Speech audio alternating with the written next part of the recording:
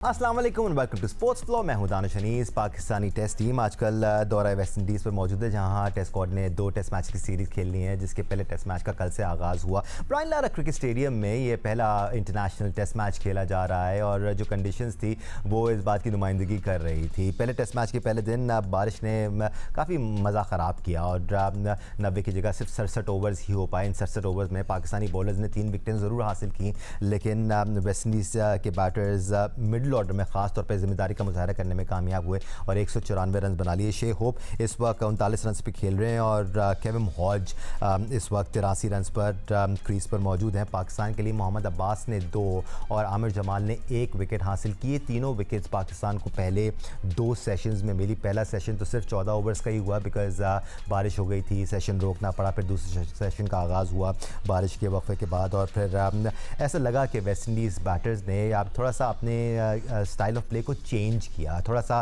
ठहराव का मुजाहरा किया और सर्वाइवल मोड में आए। और ज़रूरत थी इस बात की क्योंकि पाकिस्तानी बॉलर्स में एक चीज़ की कमी नज़र नहीं आई और वो कंसिस्टेंसी थी और वही कंसिस्टेंसी मोनोटनी में तब्दील हो गई बिकॉज पाकिस्तान के 3 बॉलर्स मोहम्मद अब्बास, खुर्रम शहजाद, मोहम्मद अली, तीनों ऑलमोस्ट सिमिलर पेस पर सिमिलर जगहों पर बॉल कर रहे थे। And there comes a time the batsman starts taking his time और पहला ही दिन था तो बहुत टाइम था उनके पास। टाइम का फ़ायदा उठाते हुए वेस्ट इंडीज़ बैटर्स ने एक अच्छी पार्टनरशिप लगाई और थोड़े से शोल्डर्स ड्रूप करते हुए नज़र आए हमें पहले ही दिन पाकिस्तानी टीम के।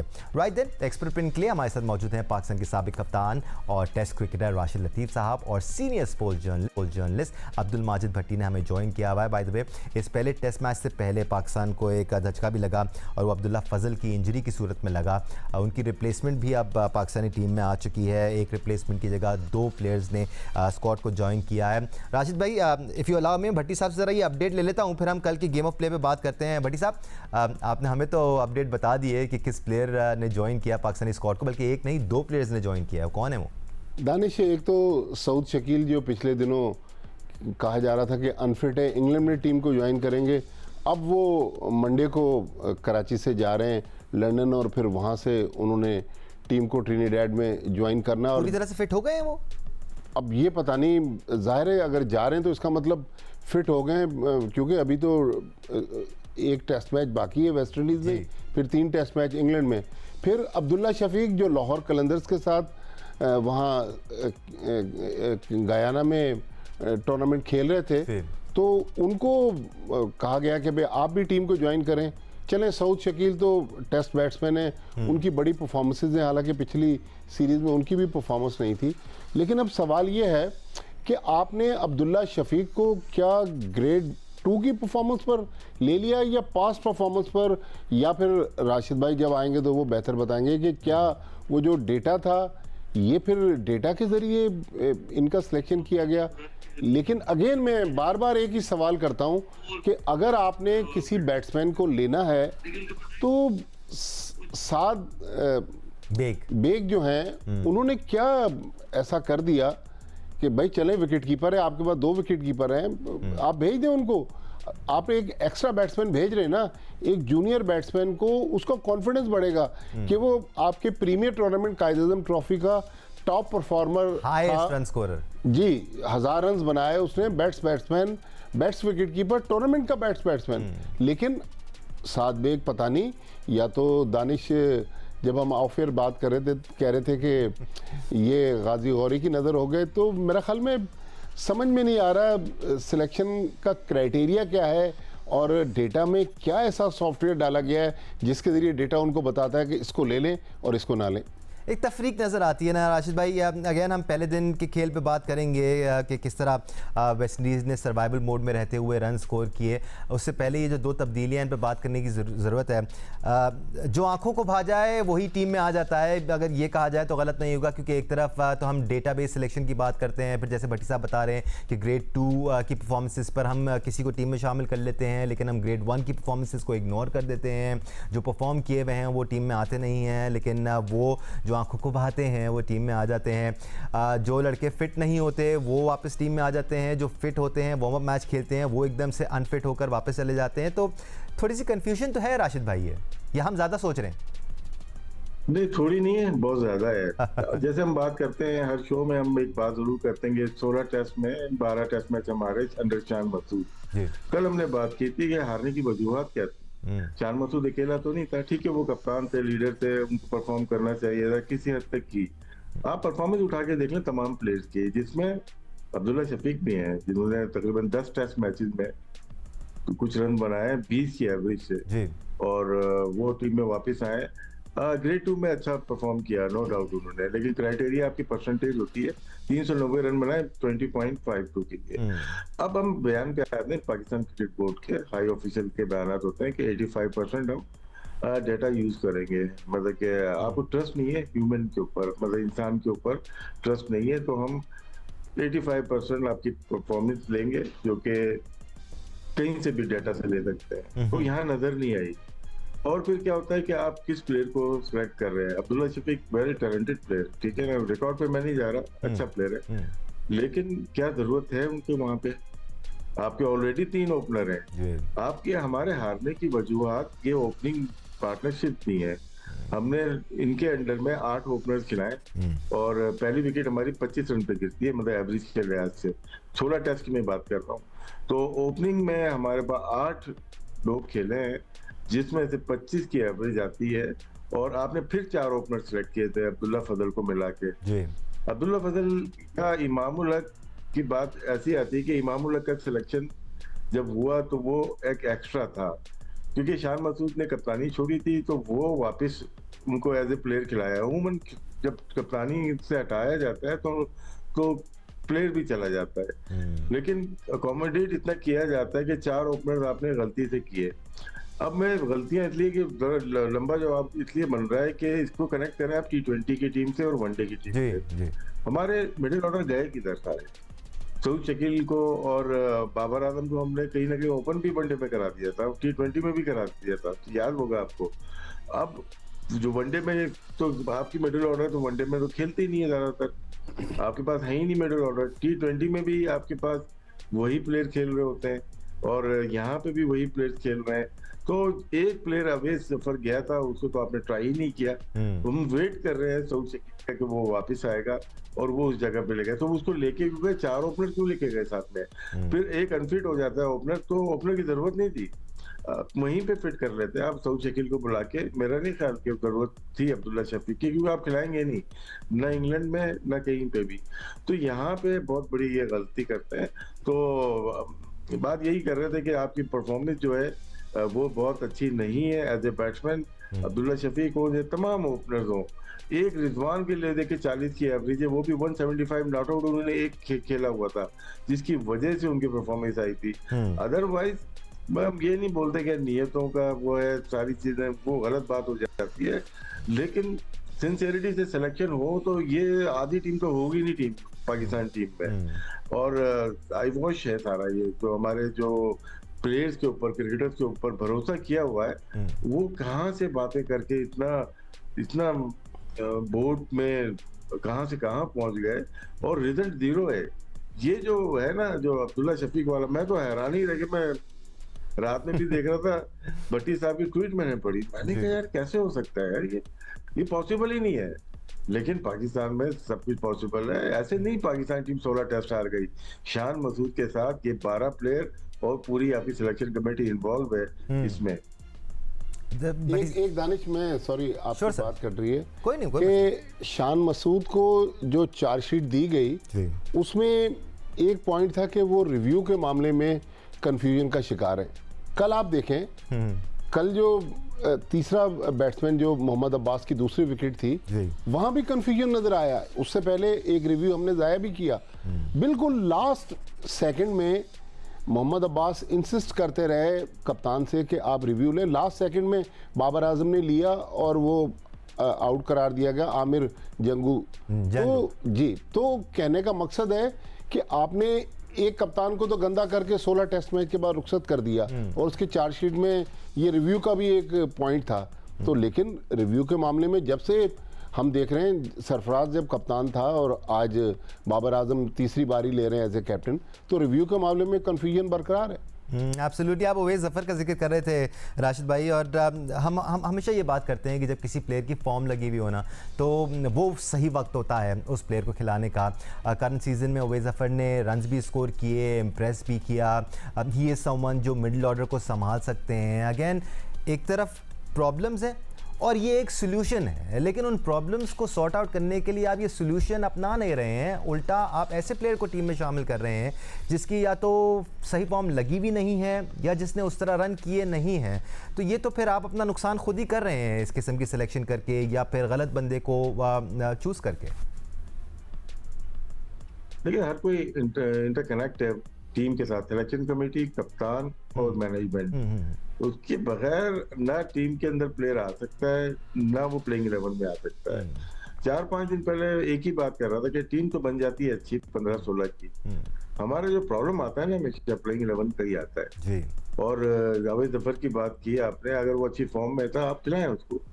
अब ये देखें 16 में से 12 टेस्ट हारे हुए यही मिडिल ऑर्डर है, यही है, तो शकील नहीं है बस। और राशिद भाई वार्म अप की दूसरी इनिंग्स में भी ओवैस ज़फ़र ने रन किए थे, तो चले वार्म अप का मैच फील्डिंग लेने के लिए थी, कोई बहुत बड़ी बॉलिंग नहीं थी उनकी जी। वो मेरी तरह बॉलिंग कर रहे थे, रन किया था वो मान लेते, लेकिन ठीक है उन्होंने किया, फर्स्ट क्लास का दर्जा नहीं था, एनी कैन कोई भी बैटिंग कर सकता था, कोई भी बॉलिंग। इमाम तो उसमें भी नहीं कर पाए थे ना, लेकिन सर अरे यार इमाम अब उस तरफ मत लेके जाओ मुझे, मैंने अपने आप को रोका हुआ है आजकल, बंदिश की हुई है जी। तो मतलब यही है कि ना देखिए बहुत कुछ तब्दील करने की जरूरत है पाकिस्तान क्रिकेट में। सोच तब्दील जब होगी जब टॉप लेवल पे क्रिकेटर्स का दिमाग सही होगा।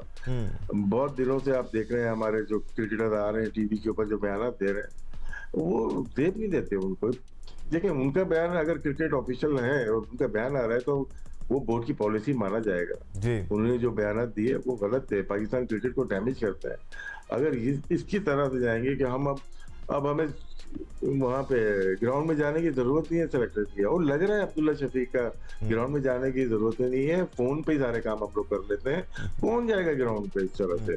तो आपने 16 टेस्ट में आप लोग सब शामिल थे, मैं 16 इसलिए बोल रहा हूँ कि वो एक तारीख लिखी जा रही है ना, वो 16 टेस्ट में आप निकालो ऊपर से नीचे तक सबके सब मिले हुए हैं इसके अंदर, मिले हुए इस सूरत में कि इन्वॉल्वमेंट रही है उनकी कि हम ये कर देंगे, हम बेहतर कर देंगे, चेयरमैन साहब को लारे दिए कि सिलेक्शन कमेटी में आएंगे, हम ये ठीक कर देंगे, हम लैब लगा लेंगे, हम डाटा लेके आ जाएंगे।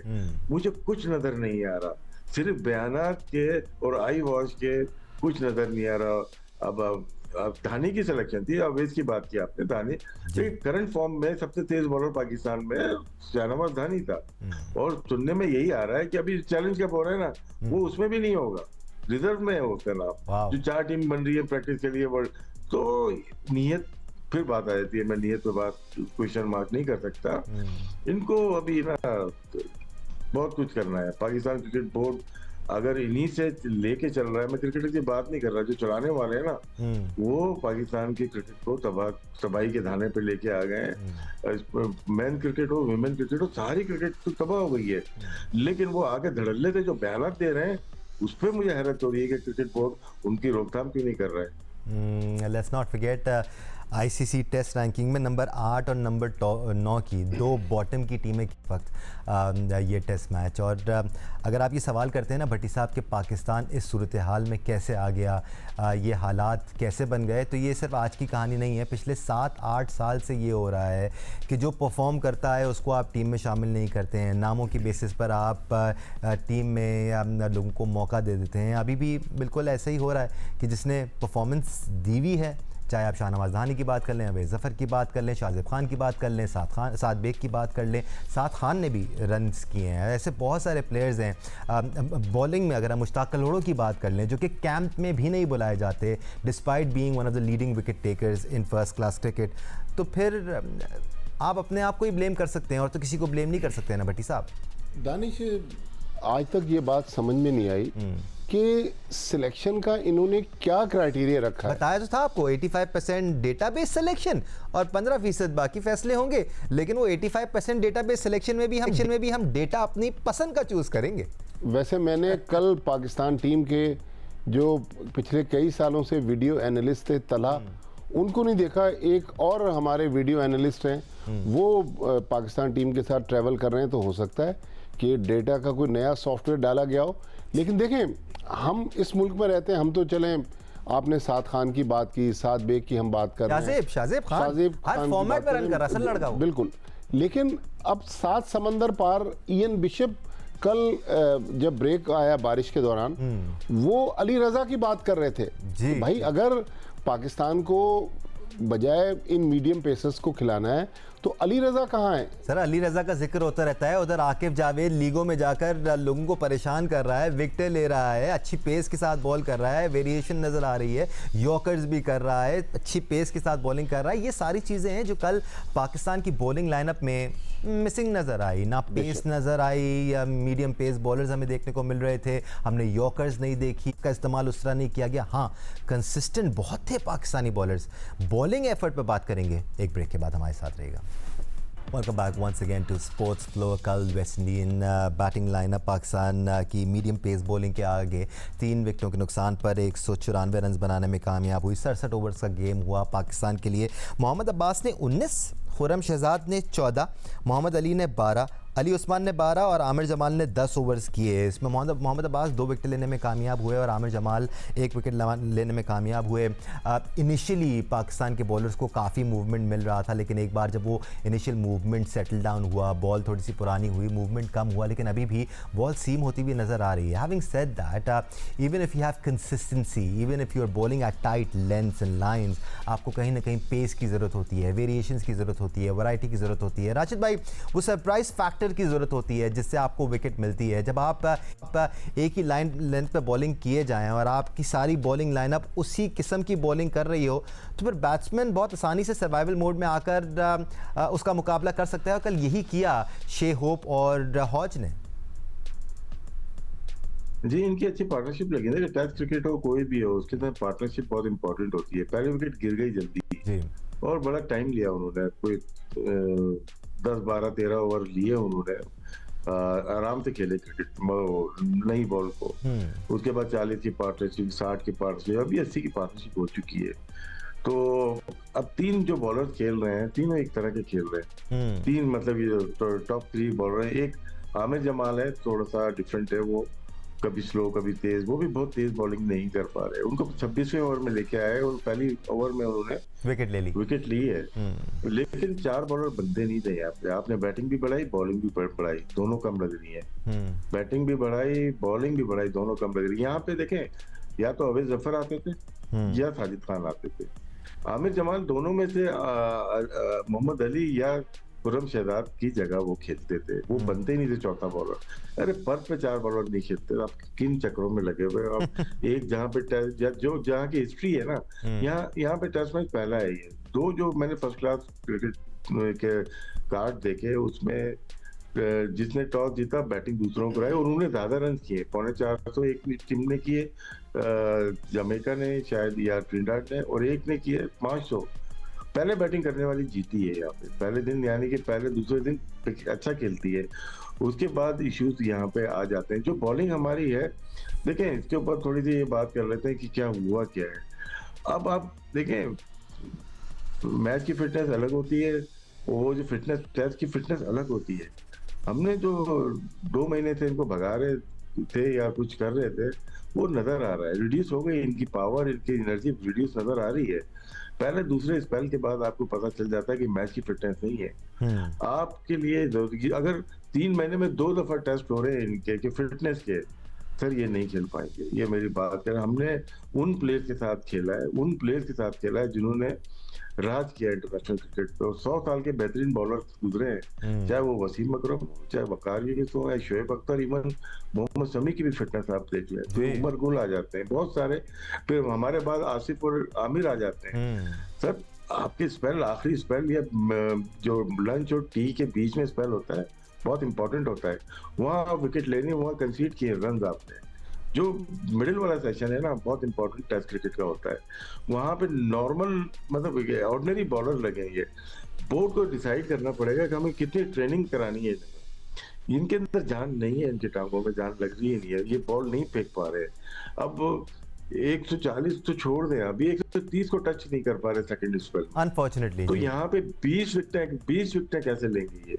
जब 20 विकेटें आपकी फिटनेस नहीं है तो दूसरे स्पिनर से जाएं फिर आप। जो आपके पास स्पिनर अली उस्मान है, नो डाउट उनकी परफॉर्मेंस है, वो पहला टेस्ट मैच खेल रहा है। इससे पहले जो सपोर्ट नोमान अली को मिलती थी वो साजिद के साथ मिलती थी, दोनों मिल के आउट करते थे। अभी उसके बाद अकेला पहला टेस्ट मैच, इकबाल कासिम थोड़ी है कि वो गए एडिलेड में आके बॉलिंग कर दी, इमरान खान, सरफराज नवाज, आसिफ मसूद के बीच में डेब्यू हो गया। ये आज की जनरेशन है, इनको सपोर्ट चाहिए होगी। तो मेरे ख्याल से प्लेइंग 11 में मैं नहीं समझता कि ये प्लेइंग 11 सही है, राइट है। रिजल्ट के ऊपर नहीं जा रहा, लेकिन कल के मैच में देखते हैं यही है कि हमारी बॉलिंग ऐसी नहीं थी कि 200 रन करवा दे 3 आउट में। पहले दिन 5 या 6 आउट होने चाहिए।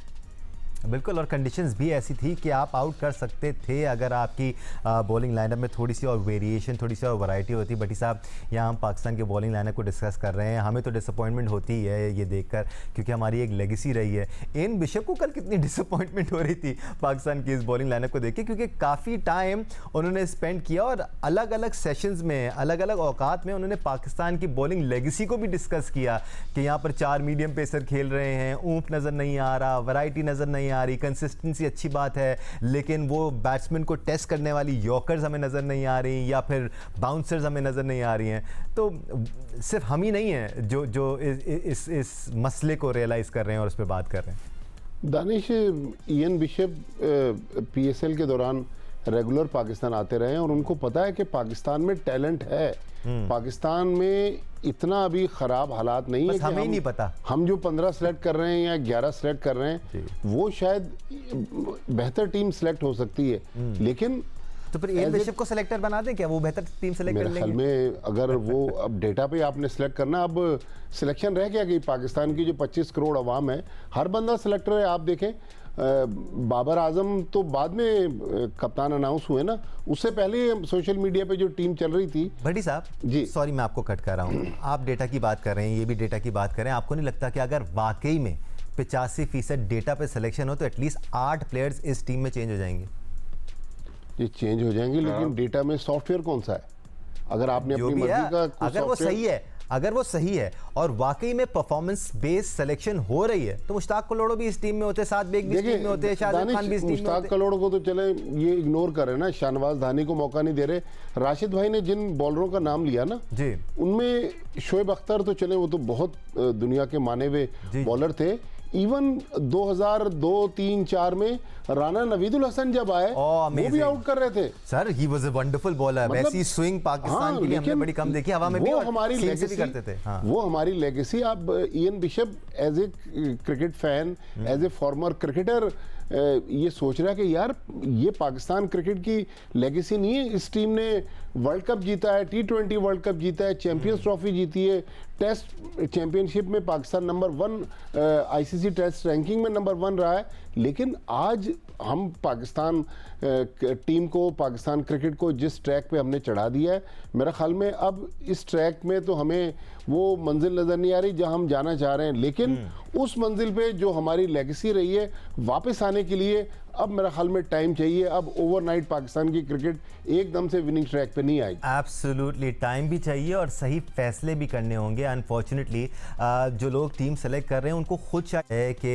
वो सही लड़के सेलेक्ट नहीं कर रहे हैं, क्योंकि उनकी एक्सपेक्टेशंस ही यही है कि हम 5 में से 1 मैच भी जीत जाएं तो बड़ा कारनामा होगा। अगर ये एक्सपेक्टेशन आपके सेलेक्टर्स की होंगी तो इसका साफ मतलब है कि आपको अंदाजा है। बट जब मैं ब्रेक ले लेता हूँ, ब्रेक से वापस आता हूँ, फिर मैं इसको डिस्कस करेंगे, थोड़ा सा खुल के तफसील में डिस्कस करेंगे। पाकिस्तानी बैटिंग लाइनअप को भी डिस्कस करना है और क्या एक्सपेक्टेशन रख सकते हैं हम इस टेस्ट मैच में, क्योंकि 194 रन ऑलरेडी बन चुके हैं। बहुत आसानी से वेस्ट इंडियन बैटिंग लाइनअप यहाँ पर 350-400 का टोटल प्लेस कर सकती है पहली इनिंग्स में। विल टेक अ ब्रेक और फिर पॉसिबिलिटी से बात करेंगे। ब्रेक के बाद हमारे साथ रहेगा।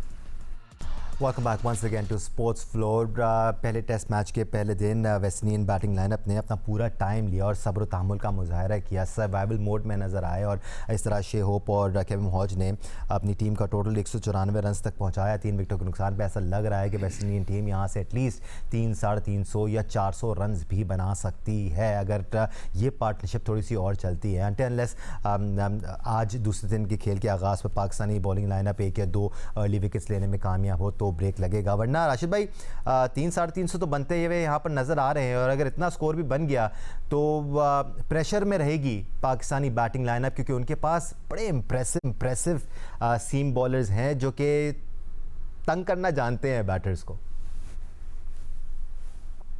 जी, अभी इनकी मिडिल ऑर्डर में भी ऐसे लोग हैं जो कि गेम को आगे लेके जा सकते हैं। ये पार्टनरशिप बहुत इंपॉर्टेंट है इस पूरे मैच के लिए, वेस्ट इंडीज के लिए स्पेशली, क्योंकि वेदर बहुत अच्छा नहीं है नेक्स्ट 4 डेज भी। और अगर 15-20 ओवर खराब होते गए तो मैच पे इफेक्ट तो जरूर होगा। इनके पास अभी शेव बैटिंग कर रहे हैं, साथ में हॉज बैटिंग कर रहे हैं, दोनों ने अच्छी बैटिंग की है। ग्रीव्स हैं वो अच्छे हैं, फिर उसके बाद कैप्टन है, चेज है, तो इनकी बैटिंग ऐसी कि 350 तक अगर गए तो हमें तो बहुत मुश्किल हो जाएगी। क्योंकि इनकी जो बॉलिंग की बात की आपने, जमार जोसेफ है, बहुत अच्छा एयर में तेज है, वो बस तेज बॉलिंग करते हैं, लाइक जोफ्रा आर्चर की तरह। उनका कह सकते हैं आर्म स्पीड अच्छी है, सीध स्विंग करने में बड़ी महारत है। उन्होंने वनडे में भी आउट किए थे पाकिस्तान के, 5-6 आउट गए कि स्पेल में ले गए थे। वो अच्छी स्विंग करते हैं बॉलिंग। और उसके बाद किमार रोच है, ये पैटर्न फास्ट बॉलर हैं, उनकी भी स्विंग है अच्छी। तो पेस में तो उनके पास लग रहा है कि अच्छी है, लेकिन अगर हम आखिरी इनिंग में चले जाते हैं जो शायद हमें करनी पड़े, तो वेरिकैन खेल रहे हैं उनके लिए, और साथ में चेज, रोशन चेज है जो कि तंग कर सकते हैं, क्योंकि शायद कोकोबुरा नहीं है यहाँ पे। डीप बॉल शायद यूज होती है जो कि सीम थोड़ी सी उभरी हुई होती है, तो ब्रेक आखिरी इनिंग के लिए चांसेस होते हैं कि वहां पे ब्रेक हो सकती है। तो आपने जो स्कोर बताया कि 350, मेरे ख्याल से वो एक टेस्ट मैच, यहाँ के लिहाज से टेस्ट मैच में विनिंग तो नहीं कह सकते, लेकिन डेंजरस जोन से बाहर हो जाएगी वेस्ट इंडीज, और पाकिस्तान को मुश्किलात हो जाएगी, जो कि पिच का अंदाजा जो लगाया जा रहा है वो अप एंड डाउन होगी। कभी स्पंजी बाउंस आपने देखा कि जिसपे वो आउट हुए, शायद चंद्र पॉल आउट हुए थे स्लिप में, तो वो एक्स्ट्रा बाउंस की वजह से फर्क पड़ जाता है। और यहाँ पे हुआ, एक्स्ट्रा बाउंस हुआ तो पाकिस्तान को मुश्किलात होगी। और वेस्ट इंडीज इस वक्त कमांडिंग पोजीशन में, उनके 3 आउट है, तकरीबन 200 रन हो गए, 150 रन इनको और कर दे, फिर हमें मुश्किलात हो सकती है इस मैच को बचाने के लिए भी। भाई बोल रहा था मैं, भट्टी साहब डिफाइन करेगी इस मैच के आउटकम को वेस्ट इंडीज़ की ये पहली इनिंग्स, बिकॉज जिस तरह हमने कल भी पिच के मूड को देखा, या जिस तरह बॉल नीचे बैठ रही थी, हाँ पेस बहुत कम थी पाकिस्तानी बॉलर्स की, लेकिन लो बाउंस भी हमें नज़र आया, अनइवन बाउंस भी हमें नज़र आया, स्लो भी है पिच, तो यहाँ पर बैटिंग करना इतना आसान होगा नहीं, ख़ासतौर पर जैसे जैसे ये टेस्ट मैच आगे बढ़ेगा और तीसरे, चौथे, 5वें दिन में दाखिल होगा। दानिश, बिल्कुल पाकिस्तान को यहाँ चौथी इनिंग्स खेलनी है, लेकिन मसला वही है कि यही हमारी बैटिंग लाइनअप है, सिवाय कप्तान चेंज हुए, बाकी तो अभी बांग्लादेश से 2-0 हारे, तो यही हमारी बैटिंग लाइनअप थी। तो कहने का मकसद है कि वो अक्सर एंट्रो में आप लोग यूज़ करते हैं ना, कभी इम्तहान का लफ्ज़ यूज़ करते हैं, कभी आजमाइश, तो अभी इम्तहान और आजमाइश पाकिस्तान की अब बैटिंग लाइनअप की बाकी है। लेकिन बाबर आजम जितना बड़ा उनका नाम है, पिछली 32 टेस्ट इनिंग्स में 5 उनके 50 हैं, तो उनको चाहिए कि भाई अगर 350 अगर वो कर भी जाएं, तो अभी देखें इस वक्त भी पिच स्लो है, बहुत कोई एक्स्ट्रा ऑर्डनरी पिच में ऐसी वेयर एंड टेयर भी हमें नज़र नहीं आ रही कि अनप्लेबल पिच हो।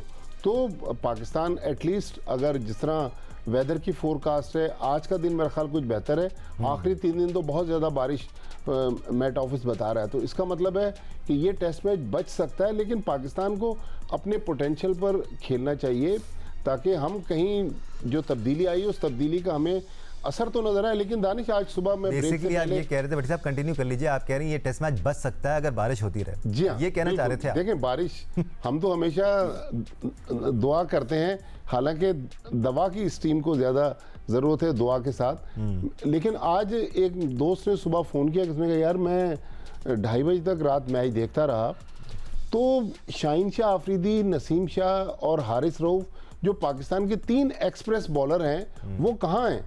तो अब से थोड़ी देर पहले शाहीन शाह आफरीदी अब एक्सप्रेस रहे नहीं सर, चले जितने भी हैं इनसे तो मेरे ख्याल में नहीं सर, चले हारिस रऊफ कहाँ है? हारिस रऊफ भाई वो तो कहते हैं मैं टेस्ट मैच खेलना चाहता हूँ, फर्स्ट क्लास क्रिकेट खेलना चाहता हूँ, तो पाकिस्तान के इस वक्त जितनी लॉट है, अली रज़ा, हारिस रऊफ, भाई इनको डालें ना आप। मैंने पिछले दिनों कहीं किसी प्रोग्राम में सुना, बड़ी माजरत सर, लीग क्रिकेट से फुर्सत मिले तो फर्स्ट क्लास खेले ना। सिर्फ ये कह देना कि मैं या कोई भी XYZ फर्स्ट क्लास खेलना चाहता है लेकिन वो फर्स्ट क्लास खेलने के लिए अवेलेबल नहीं है क्योंकि वो लीग क्रिकेट खेल रहा है, तो फिर ये तो गवर्नेंस देखें, PCB की गवर्नेंस का इशू है ना कि भाई आप प्लेयर आपको डिक्टेट करा रहे हैं, आप प्लेयर्स को डिक्टेट करवाएं ना। अली उस्मान का भी हमें किरदार नज़र आएगा राशिद भाई, जैसे जैसे दिन आगे बढ़ेंगे और यहाँ पर टर्न भी मिलेगा उनको। कल इनिशियली जब वो बॉलिंग करने आए तो उन्होंने 5 ओवर में थोड़े से रन्स कंसीड किए, बट उस वक्त बॉल थोड़ा सा नया था। जैसे जैसे पुराना होगा तो अली उस्मान का भी हम रोल देखेंगे इस मैच में यकीनी तौर पर। देखिए वो इम्पैक्ट होना चाहिए था पहले दिन भी, वो अच्छे बॉलर हैं। थोड़ा सा लगा कि वाइडर बॉल करते हैं, बॉल को फेंकते हैं, पुश कर रहे हैं, जो कि पहले दिन थोड़ी सी फ्लाइट से करनी चाहिए थी। जाहिर सी बात इतनी क्रिकेट हो गई है, वनडे T20, उसके लिहाज से आप ना थोड़ा सा फ्लाइट से नहीं करते, बॉल को पुश करने लगते हैं। आप देखिएगा वाइडर बॉल फेंकते हैं, वो अंडरकट बॉलिंग कर रहे हैं जिसमें ब्रेक होने के चांसेस कम है। हाँ, सरफेस थोड़ी देर खराब हो जाएगी या थोड़े 2-3 दिन हो जाएंगे तो फिर शायद वहां तो वो टर्न मिल जाएगी। पहले दिन उन्होंने अपनी स्टॉक बॉलिंग की है, जिस तरह से दूसरे अब्बास के अलावा जिन बॉलरों ने बॉलिंग की, स्टॉक बॉलिंग, आउट करने वाली बॉलिंग नहीं थी। इससे हमें पता ऐसे चलता है कि आपको का कैप्टन आपसे क्या चाह रहा है। फील्ड प्लेसिंग से पता चल जाता है आपकी कि आपका कैप्टन आपसे क्या डिमांड कर रहा है। तो शायद थोड़ी सी फ्लाइट बॉल करेंगे, मिड ऑफ को स्लाइटली से पीछे करके मिड ऑन को ऊपर करके चांस लेंगे। ये तो चांस लेंगे ना, अगर ये रन बचाएंगे तो फायदा नहीं। 2.2 नहीं चाहिए हमें, 4 का चाहिए इनका, लेकिन 2 विकेट लगे होते तो गेम चेंज हो जाता ना।